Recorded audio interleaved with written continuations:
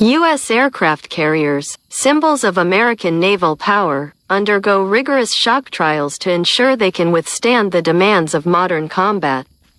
These trials test the structural integrity, equipment resilience, and operational readiness of carriers by simulating explosive forces and other combat conditions. Shock trials reveal vulnerabilities, allowing engineers to address flaws and improve future designs. The most crucial aspect of these tests is ensuring that carriers can continue launching and recovering aircraft. The core of their offensive and defensive capabilities, even under stress. Despite the costs and challenges, these trials are essential for validating the effectiveness of these complex warships. American aircraft carriers are among the most complex systems mankind has ever built and maintained. Carrying thousands of personnel, launching complex at-sea flight operations, and powered by nuclear reactors that allow virtually unlimited range, these boats have been the symbols of American naval power since the Second World War. Despite their complexity and incredible capabilities, U.S. carriers are still man-made war machines. They are not impervious. And indeed, the advent of enemy anti-access area denial systems puts them at risk. Because of their vulnerabilities and the complexity of their systems, the Navy puts these ships through rigorous shock trials to ensure maximum safe operations. Think of a shock trial as a stress test your cardiologist makes you go through to determine the strength and endurance of your heart. That's what the Navy does to its new carriers. To ensure these carriers can endure the demands of modern naval combat, the Navy subjects its carriers to structural integrity tests and checks to ensure equipment resilience and crew safety. The Navy wants the shock trials to validate the design of the carrier.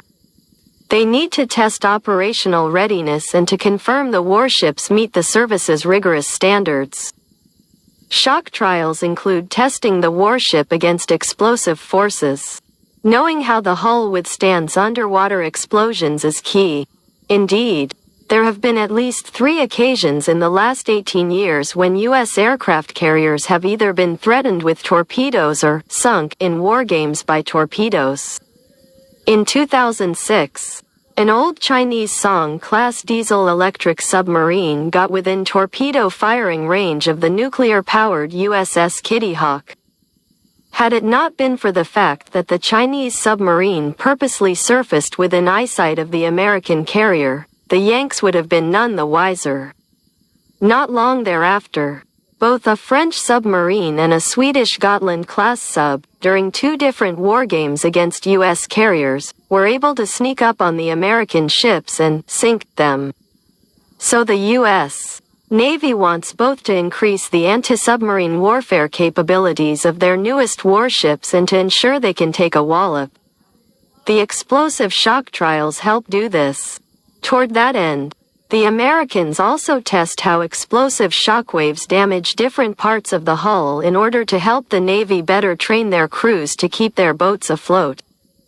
Shock trials include testing equipment on board the ship, systems like advanced radar, nuclear reactors, and communications equipment, as well as aircraft support systems, must be tested under combat conditions.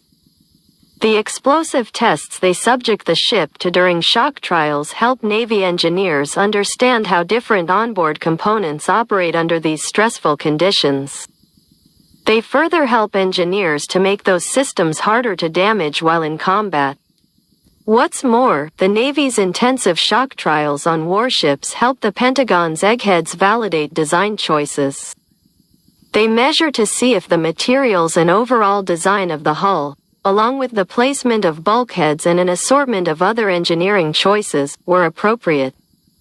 If these things fail to live up to expected performance parameters under shock trials, it is unlikely they would survive in combat. The most important feature of an aircraft carrier isn't anything on the ship itself. It's what the Leviathan launches that makes it such an important system. The air wing aboard the carrier is really its only offensive capability. The birds can also be used to defend the carrier. So one of the primary goals of the shock trials is to ensure that the carrier in question can reliably launch and recover aircraft, communicate effectively in combat, and keep itself going under its own power, even if it is damaged in combat. Shock trials are key to validating the investment the Navy has made into the development of its most expensive warships. Indeed, the newest aircraft carrier, USS Gerald R. Ford, the first in her class, was significantly delayed due to discoveries made by the design team during the Great Ships shock trials in 2021. This was a problem for the Navy, which had immediate plans for the vessel. Nevertheless, it was better that the Navy discovered the severe flaws in the ridiculously expensive and complex Ford carrier design. Not only was the Navy able to repair whatever problems they discovered during shock trials, but it can incorporate the lessons learned into subsequent carriers. Until the Pentagon divorces itself from its obsession with flat tops, at the very least shock trials perform a vital service, revealing the capabilities and limitations of carriers while in combat.